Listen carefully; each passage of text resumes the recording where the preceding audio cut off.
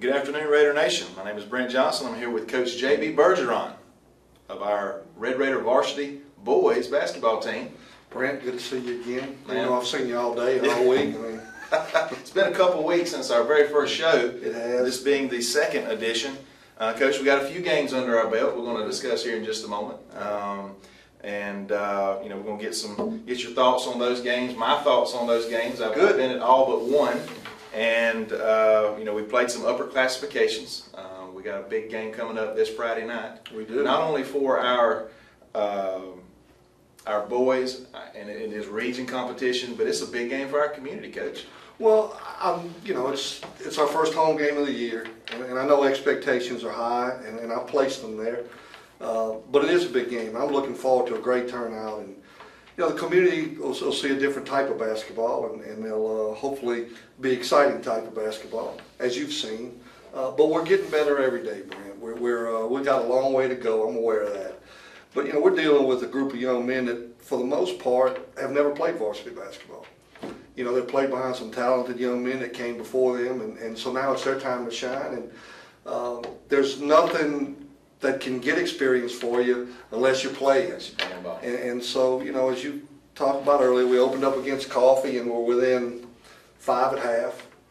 And then that brilliant coaching I did at halftime, we came out, they went on a 12-0 run. So I don't know what happened there, but, you know, and the score of that game wasn't indicative of the game. You were there. You know, we fouled a lot at the end and put some subs in. Sure.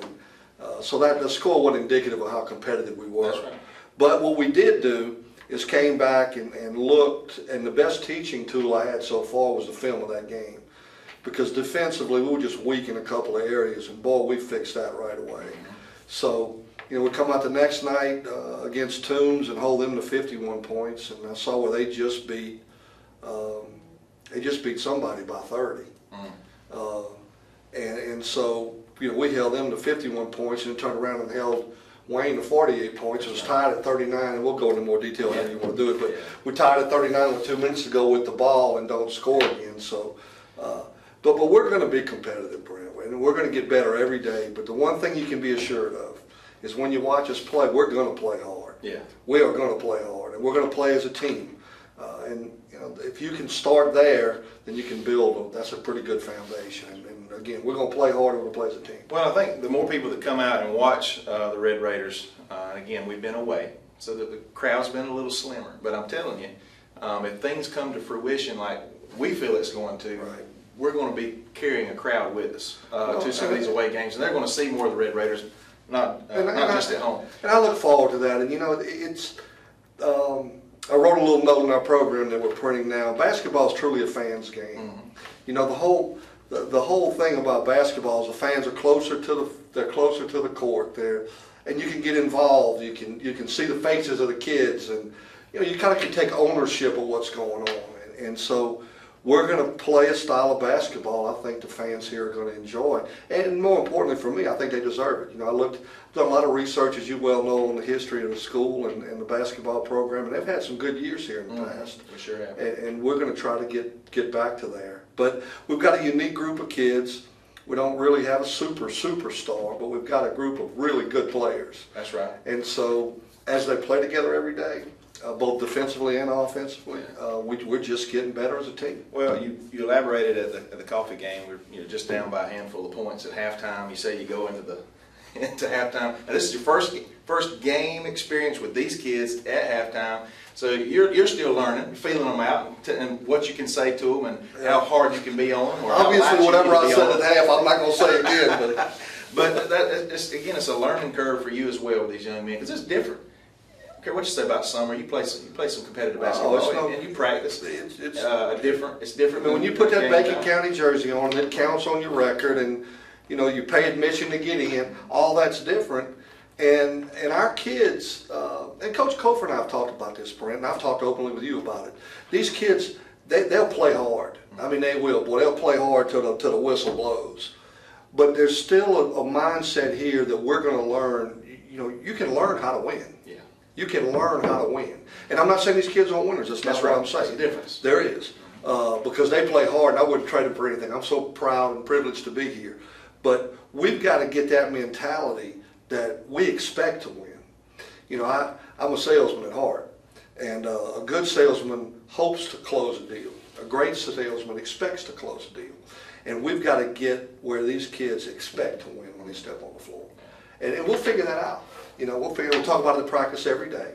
But going back to that coffee game, the one thing that stood out, if you were there or whether you weren't, you can look at the stats, but we were 13 for 32 from the free throw line. Right. And that's a huge, and I think 6 of those were front end one-and-ones. So, you're looking at 29 points there, and we took that back to practice, and I made a decision because I played for a coach before that all he did was just harp on free throws. Free throws, it gets in your mind. It just gets in your mind. And so we're doing something different now. We put a couple of new drills in, and we don't harp on it. I don't blister them with it, but we put these drills in that are pretty tough drills, but concentrating on free throws when you're tired. And we're 80% plus the last 2 games from the line. That's right. And it's because now, the kids, I got them doing some different things. They're more committed to it, and they realize it's a game changer. You bust your butt and you get a free throw and you miss it. What's the use? That's right. So, well, we go to Toombs, our second game. Yeah. Toombs is a 3A school. Now, Toombs will be back in our region next year, Coach. I saw that today. I saw that on the new region alignment. So they're dropping back still with 800 and something kids at their school, 200 plus more than us. Yeah. But however, we go there, take care of business, play a little more efficient from the line and doing some other and then things. defensively we just played better. In football, and for comparison, because I know there's a lot of football fans watch this. In comparison, you get in the trenches, you play hard, and give up a big play, and it's 6 points. That's right. Well, the same thing in basketball. You can bust your fanny for, 20 seconds and give up an easy bucket. Well, our commitment now is those easy buckets are going to be few and far between. So we make some defensive adjustments based on our personnel. And Toombs had a hard time scoring against us. Of course, we've had a hard time scoring too, but right. If they score 0, we can't lose. That's right. So we're just concentrating right now to be better defensively, to not give up the easy baskets, and to be more efficient on offense from a possession standpoint, where we don't go every other possession with a turnover. Right. So, but there are things. You and I talked about this. My daddy told me a long time ago, if you have problems in life that money can fix, you don't have problems. So our problems on our team can be fixed.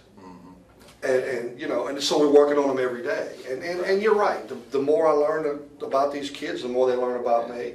And they're buying into what we're teaching. And they see what we're doing works. So once they see it works, then they're more apt to not be skeptical about what's going on. I think I shot you a text following that game. The first thing I sent you, I think, was free throws in bold. That was coffee, and we'll get off that in a second. And the next one was, Coach, everything the mistakes that we made were fixable. We didn't get whipped. No, that coffee score was not indicative of that game. Absolutely not. And then let's transition to the Wayne County game.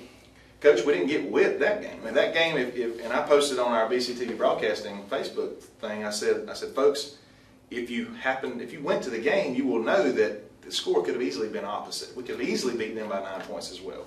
Well, you look at that game, and we made some adjustments at halftime. This time it worked. The champion kid came out and hit 3 threes right in a row. Bam, bam, bam. And that is a microcosm of all of our athletes. They can't get comfortable until they get some playing time. That's it. And the Patel kid's the same way. You come watch us practice, and he's unstoppable.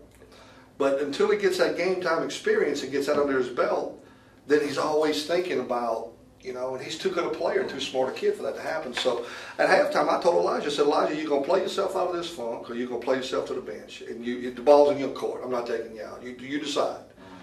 And he went out and hit 3 straight threes. We go up 5. As you know, I do not, and you've watched me coach 3 games, I am not the guy that's going to sit and rant and rave at the officials. I'm not going to do it. There's enough fans that do that. But I'm going to concentrate on coaching our kids. But the fouls, second half, they were like 12-4 in their favor. And we were going to the hole. Foster went to the hole constantly and never got. It just was ridiculous. But that wasn't what cost us the game. It's 39-39. Kevin Merritt gets a beautiful steal, comes down, and what he's best at, as good as anybody I've ever coached, is he can find the open man on the break. And he goes to pass, the ball slips through his hands, goes off his leg out of bounds, and we don't score again. You know, that's at the 2-minute mark, it's tied at 39. And we fouled a couple times down the stretch. So again, that was a 9-point game on paper, but it was a 1-point game on the floor. Absolutely. Yeah. Well, but that's where I was going though, Brent. Those are the kind of games to take a team from a 4 seed in the playoff to a 2 seed in the playoff. You got to win those games. You got to make plays. You got to understand what it takes down the stretch to be a winner. And again, I'm not saying these kids aren't winners because they are. I love them. Right. I love our team. I love where we're headed. But we got to learn how to win down the stretch. I missed the team's game, and does that say something, Brent? No. I'm 0-2 with you there, and I'm 1-0 without you. Go ahead. I hope not, because I'm going to be there Friday night. We need to win. Hey, I'll sit outside and listen to the. No, man. You got to do this. The very first series, they got the jump ball. They come down, and we're playing a 1-3-1 zone, beautiful zone. And I told my dad later that night. I said they're playing great defense, Daddy. I can't wait for you to see them play. And I said the very first series, it felt like 2 minutes. It probably was only about maybe a minute, but their offense, I give them credit. They were patient as well. They were patient. They moved the ball. Well, we forced them to because of how well our defense. And I said right then, this game's starting off really well here. And for the most part, we did play a good game. And what I've seen, because I've been to a couple of practices and I've seen 2 ball games, we haven't had a complete game. Seems like one kid has stepped up and done that's exactly what's happening. Above and beyond, and a couple kids, and I'm not calling any kids out. If you want to call some names out, I'll call them out. But we've had some kids that have played a little down, and then some that's played up. But when it comes together, Coach, even if 3 out of the 5 have really tough. Good games, we're tough to beat. We're going to be tough. I mean, we're going to be tough. And this was the conversation I had with them yesterday. If we can keep the intensity on defense that we have now and growing, we're taking that 1-3-1 now and we moved to the half court against Wayne, and now we're working on 3/4 court because we've got the personnel to play that. We've got the personnel. If you don't have the personnel, you can get drunk. That's right. But we've got the personnel, and if they can keep the intensity up, the offense along. I'm not saying it'll take care of itself, but we'll learn to play offense. But you can't take a playoff on defense. We cannot give up those easy buckets. Now, if we give up easy bucket, playing hard, taking a chance for a steal every now and then, I can live with that. But it's if you're in the wrong position, if you didn't rotate properly, if you're not on the help side like you're supposed to be. And they're learning. And I'm going to tell you, with Foster and Trey Stewart on those wings, their wingspan is long, they're quick, they're athletic, and that's what it takes in that 1-3-1 zone. And I did a lot of. It was funny because I talked to my dad a lot, as you do yours, and my dad, I was blessed that I don't know if he ever missed a game I ever played in, but I was an offensive player. And I told Dad, I said, if you'd ever told me I coached a team that couldn't score but 39 points in a game, I'd have told you it was crazy. But I've done a lot of research on this 1-3-1 zone, and depending on the personnel and certain clinics you go to and coaches you talk to that run it, it's about the personnel. It's about, because it looks good when you watch Michigan play it or Florida play it, but they have the athletes to play it. They recruit to it. Well, as you know, we can't recruit, but our athletes are perfect for this thing. And now Kevin Merritt stepped up and playing the way he can play. He's quick as a cat up top. So, and Noble's in the middle. He's small to play that middle spot, but he's got incredible instinct. Yes. He's got basketball instinct. You can't coach that. No. You can't teach height.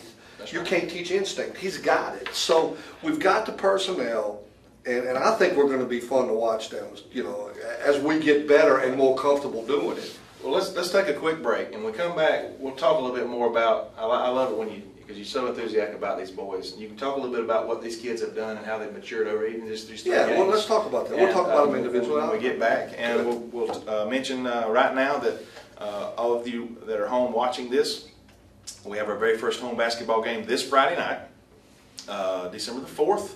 JV will play at 4:30. The girls varsity will play at 6, and the boys will follow somewhere around 7:30. I encourage you to come out. We got some really cool. Yeah, he'll touch on that just a little bit. Don't want to give too much away. the second half about some things that he's going to get the fans involved and get you really excited about what's going on here. It's a fans game, Brandon. It is. It's a fans game. So I'm excited about it. I'm a little nervous about what he's going to have me try to do, but nonetheless, we're all going to take a short break. Coach, anybody you'd like to thank? Well, Coach, I mean, we've again, I want the community to know that I've gone out. I can't go anywhere without people coming up telling me they're excited and they wish me luck. And but you know, in our marketing class, we put together a package and went out to the community. We knocked on doors. I did. The kids did, and I can't tell you how generous the community was. But you know, we've got the logos of all our sponsors, but in particular, the hospital stepped up and will help us do some fun things this year. We'll talk about that after. FNB, you know, the golf classic, they went up and above beyond the call of duty, and so we'll talk about those people that, and not that anybody's more special than anybody, because you know, $1,000 to you is less than $50 to me, Brent, the money you got. So anyway, I'm just privileged to be here, Brent. I'm proud to be a Red Raider. So we'll talk about these kids when we come back. All right, we'll take a short break. Be back in just a moment.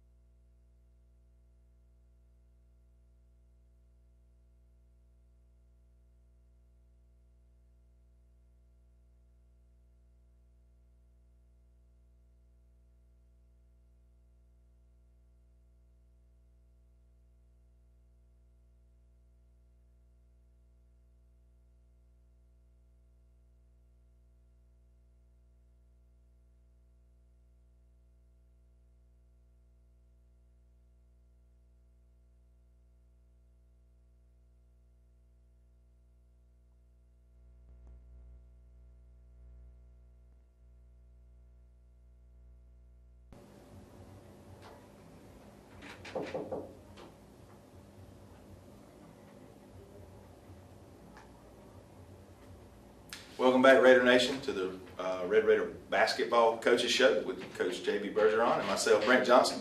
We elaborated the first part a little bit about how the season has progressed, although it's real early, as we're moving into our region schedule this Friday night, as I mentioned, against Benedictine, and we're hosting the Cadets along with St. Vincent's. As you know, they are a private institutions, a boys' school and a girls' school, and we won't even get into that aspect of the things that's transpired these last few weeks as far as regions and realignments and all that sort of thing. But nonetheless, we have to play them this year for sure. And I'll be honest with you, I'm looking forward to it. You know, I watched them in football, and they're good.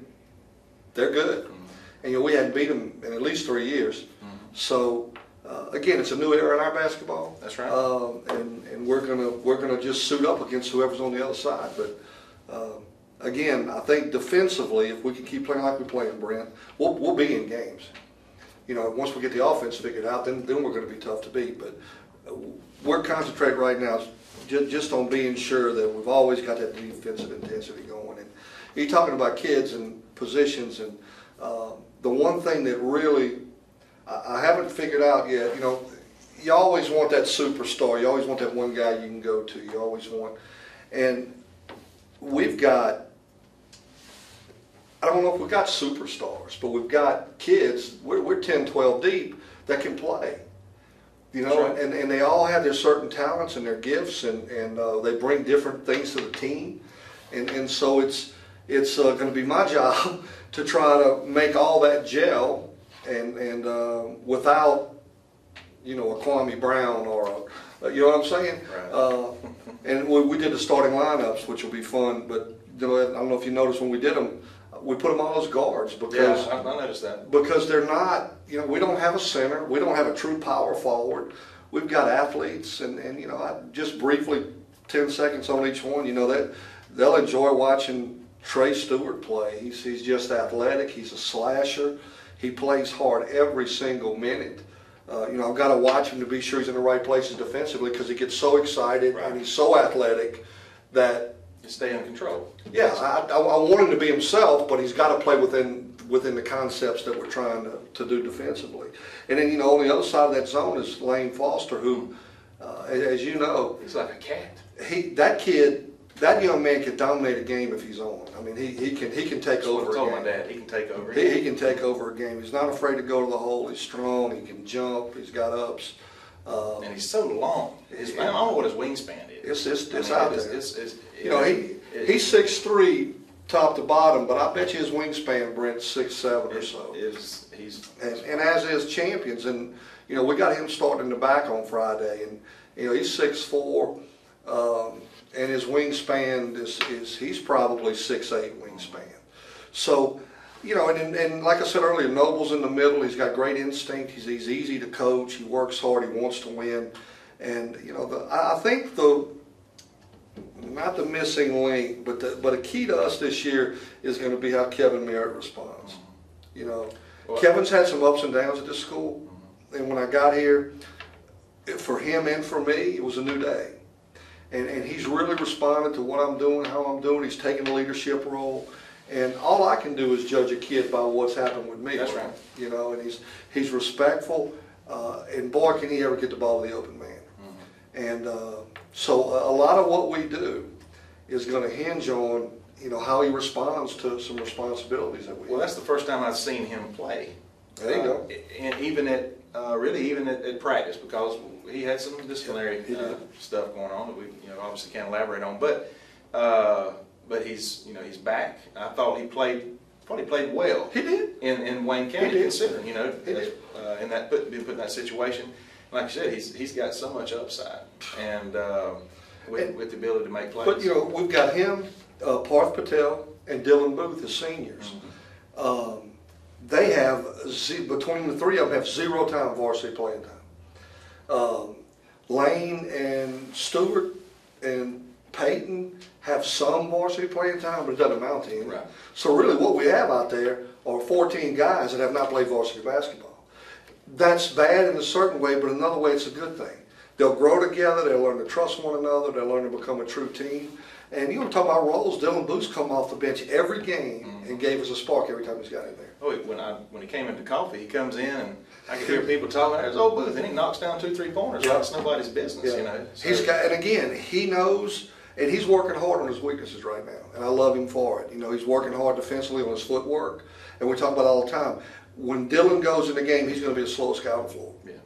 So the key to him is his footwork, his position, understanding where he wants to be. And he might be the slowest guy on the floor, but he's also probably the smartest guy on the floor. That's right. So, we understand, and I'm not afraid to tell them. Yeah. I'm not afraid to tell them because they need to know. And, if Parth can overcome his mental block, this kid can shoot as good as anybody I've ever seen. He shoots the ball that well, Brent. I'm telling you. He's a lefty too. He's a lefty, and he's an Indian. Yeah. That's what I tell him all the time. I said, you got everything going for you, man. You're a lefty, you're an Indian, you got everything going for you. That's right. But this kid is as good a shooter as you'll ever meet. But again, nothing's going to cure these things until they play. That's right. But you can only put 5 out there at a time. And I owe it to the team to win. So it's going to be fun. It's going to be a growing experience. Heck, even right now, y'all are going to get to see this little kid, Tyreek Clinton, play a bunch this week coming up. He's improved tremendously over the last 2 weeks. He's a sophomore? He's a freshman. Freshman. Yes. Okay. And he's got incredible basketball skills. You put Tito Brown in the game. Well, he's a go-getter. And he just makes something happen. He's the smallest guy out there, but he just makes something happen. So they've all got, and I'm leaving a couple, 3 out here. Champ Merritt's going to be a big part of what we do. Big Boy Moore is going to be a big part of what we do. And they're all going to have their time. And like I told him, you just got to be. If you're not in the game, mentally you have to be in the game. That's right. And if you are in the game, you better be in the game mentally. So, so it's unfortunate that everybody's not going to play every minute. But it's going to be fun finding the nights when certain players gel together, and that's going to be my job. But one thing I noticed, just kind of get back to you, and every coach has their own style. You've told us already that you're not a coach that's going to ride the umpire, the refs. No. Now you're going to take up for your team if it's need be. I understand that, but Coach, I see you're sitting in your chair 90% of the time. Yeah, this is my belief, and if some coaches watch this, I'm probably gonna tick them off. But I don't believe anybody comes to a game to watch anybody coach. I believe they come to a game to watch a game. You do your coaching where? Where do you do your coaching at? I play practice. Practice. And so I just believe, and I'm from the school that I won't embarrass a kid in front of anybody. And why would I run up and down the sideline like a maniac when that'll be nothing but a distraction to my kid? Yeah. And I believe a kid's going to take my lead. Mm-hmm. And that if I'm calm, cool, and collected, if I'm poised, that don't mean I don't have a fire in my belly. That's right. It down sure don't mean. The kids will tell you that too. But that's just my style. And it's not that I don't. Heck, if I could, I'd go to the scores table and check myself in. but I just believe that. And, I'm certainly no John Wooden, but John Wooden never got off the bench. John Wooden never called a timeout. He just believed that everything was done in practice. Now for me, I've only been here 6 months. I don't have that luxury, and I'm not coaching at UCLA at Bill Walton. But I believe that I just don't need to be a distraction to the kids. I need to be an asset, and that's just my style. Again. But I don't want anybody to mistake that for a lack of fire, for a lack of passion, because all you got to do is be around me for about 2 minutes. That's not true. That's right. Now, I make up for the lack of hollering at a game to practice. So, but again, some people will question that, but that doesn't bother me. The kids know where I'm at and what I'm doing, and again, Brent, we're just going to be fun to watch, and you'll get to see all kinds of different personalities out there with kids, but molded in to one team, and that's what we're focusing on, taking all those different personalities and mold them into one team. Well, like I said, I've seen it, and those that have come to some of the games, they have seen it, and those of you that will be here Friday night, which I'm sure there will be a bunch, we're hoping to fill that gym up to capacity, again with some neat things that's going to be planned. Yeah, we're gonna make it Again, I believe basketball's a fans' game. I just think that fans come to a basketball game, and it's a fun event. It's not 4 hours long. No offense to football. I'm just saying, an hour and a half, that thing's over with. It's upbeat. It's fun. It's intense. Yeah. And we're going to make it even more so. We're going to make it fan friendly. The one thing that I'm really excited about, and I'm going to have to practice with you, but I'm really excited about this halftime shootout that we're going to have. We're going to sell tickets. We're going to pull one name out. And every home game, somebody's going to have a chance to win $5,000. And it's every home game. Every home game. I think we've done that before in the past, where at the end of the season, one person got a chance after shooting throughout the year. This is every game. Wow. This is every game, and it's going to be fun. The fans will get into it, and but little things like that make it fun to come out. It makes it fun to want to be here. And of course, none of it matters if we don't put a good product on the floor. And we're going to do that, Brent. I'm not being arrogant I believe. But we're going to. Well, we've got good kids here, good athletes, and the fans will show up. Heck, the fans want to be part of a winner, and they are. They make the winner. So we'll. I've heard nothing good things about the basketball fans here, and if they come out, they'll see good hoops. Well, I think they will, and I think you're going to be excited. I am. Actually, the couple times you've coached so far, you haven't had a lot of fans around you, but you're going to have a lot of fans around you here at home. Yeah, student section, they've been on the opposite side, but you're going to have a lot of most of the home crowd, just about all the home crowd is going to be right behind you and supporting our boys. Good. And so that's going to be. Well, I think it's a good group of kids to support. They're good kids, and every one of them. The one thing you're gonna notice, if they're in there, they're gonna play their hearts out. Yeah. There'll be no loafing. We're not gonna take a playoff, Brent. We're not gonna take a playoff, and so, we've got our goals set. We believe You know, again, I haven't seen any film on anybody this year. Nobody's posted anything yet. I've gone from last year and watched a bunch of film, but you know, and I can't judge what we had last year because I've never coached those kids. But I know where these kids are, and I know where we're going to be. And I just believe we're going to make a good run. I believe we're going to make a good run. Well, the run starts this Friday night, folks, with Benedictine and St. Vincent's for the Lady Raiders as well.